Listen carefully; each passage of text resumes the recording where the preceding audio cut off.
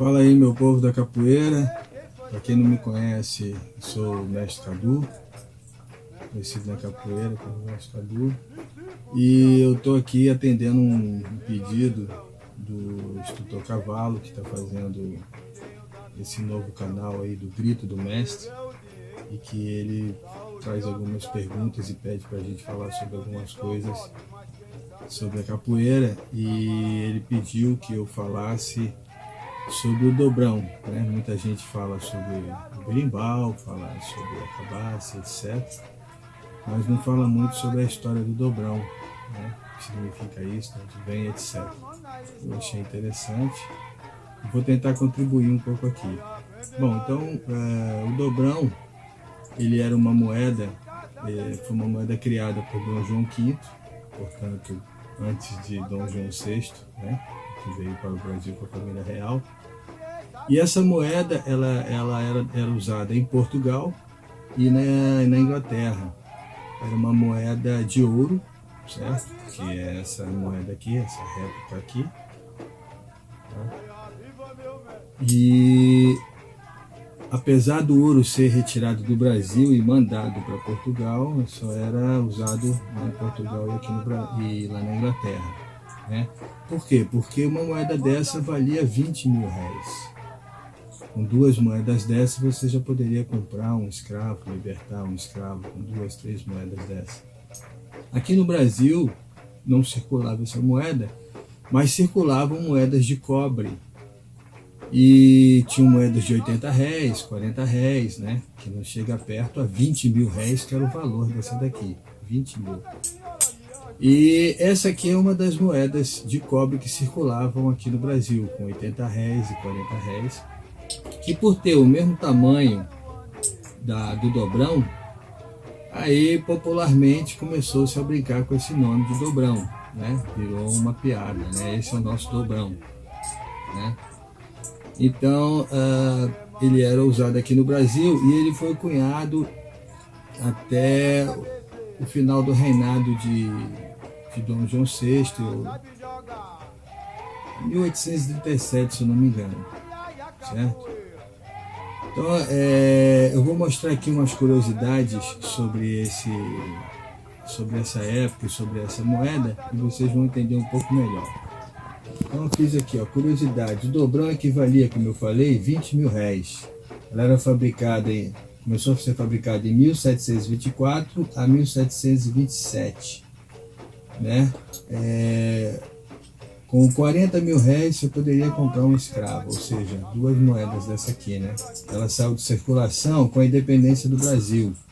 Só que, como eu falei, em 1832, né? Por quê? Porque essa moeda de 40 réis, elas são fabricadas de 1824 a 1831. Então, o dobrão ele sai de circulação e essa moeda ela começa a sair de circulação em 1831, pois é quando Dom Pedro I retorna a Portugal, deixando aqui Dom Pedro II, onde ela ainda é um pouco usada, né?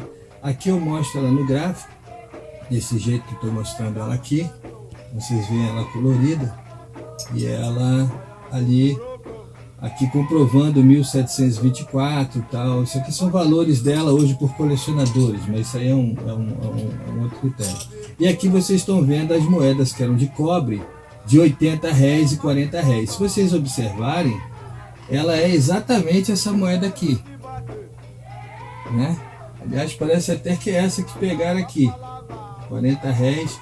Na verdade, elas eram feitas de 80 réis e com a sua desvalorização, elas são carimbadas no centro dela, que é o caso dessa daqui, com 40 réis. Para quê? Para ficar atualizada na época. Então aqui são as datas de fabricação da moeda. As moedas de 80 e 40 réis são fabricadas até 1831, como eu falei. Eu vou explicar por que eu estou dando essas datas aqui. Então, se em 1888 se oficializa a libertação do povo escravizado, e em 1889 é proclamada a República, então se termina a colônia, né, o Império, e começa a República. Quando começam a surgir novas moedas, então essas moedas começam a perder o valor. Essa moeda já não começa a perder o valor e circular. Então, bem provavelmente, é após a 1900, que é um ano depois, que essas moedas começam a ser usadas dentro da capoeira. Certo? Elas, antes disso, não. Ó, e nós sabemos, os primeiros berimbaus, na época do Brasil Colônia, que circulavam no cotidiano brasileiro, né, pelos vendedores de rua, etc., eles eram confeccionados de cipó e depois de tripa de animal. Então, existiam cordas de animais, tripas de animais trançadas, por exemplo, a corda do violino é feita dessa forma, de tripa de animal trançada, né? E depois, com o tempo, é que vem o fio de cobre, né? Quer dizer, aí tem aqui, ó, as cordas de violino, depois que vem esse fio de latão. O fio de latão ele é usado antes desse arame que a gente conhece, né? Então, depois disso é que vem o fio de latão. E eu faço um comentário aqui, ó, que em Gurajá, na Índia, isso é um documentário que eu passo na minha palestra também, da ancestralidade do berimbau, que lá na Índia, os Sid Malungas usam esse tipo de corda de tripa nos berimbaus que ele tem. O berimbau dele se chama malunga, né? É um tipo de berimbau ancestral ao nosso berimbau. Então lá eles não usam moeda, porque quando você usa a tripa, você só encosta o dedo e ela faz o som. A moeda ela vem posteriormente, a 1900, com a circulação dos automóveis, né? Do arame, depois da Revolução Industrial é que isso tudo começa, né? Que aí começam a usar os arames nos berimbaus e aí a gente vai, para tirar um som melhor, a moeda de cobre, ela tinha esse som, essa sonoridade melhor. Com o tempo, essa moeda é extinta, né? Porque começam a fazer as moedas de níquel, etc. Que são as moedas que a gente vê hoje, e as cédulas de papel. Então, essa moeda ela perde a circulação e aí começam a se usar as pedras. Aliás, as pedras deveriam ser usadas bem no início também, porque nem todo mundo podia ostentar uma moeda dessa de cobre. Nem todo mundo podia ter, porque depois da circulação dela, ela para, né? Ela não existe mais. Então hoje ela é usada por colecionadores.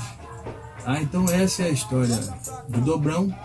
Espero que vocês tenham entendido mais o porquê a gente ainda usa pedra hoje com esse nome de dobrão, né? A gente chama pedra, mas também chama de dobrão. E hoje houve o resgate, né, do uso do dobrão.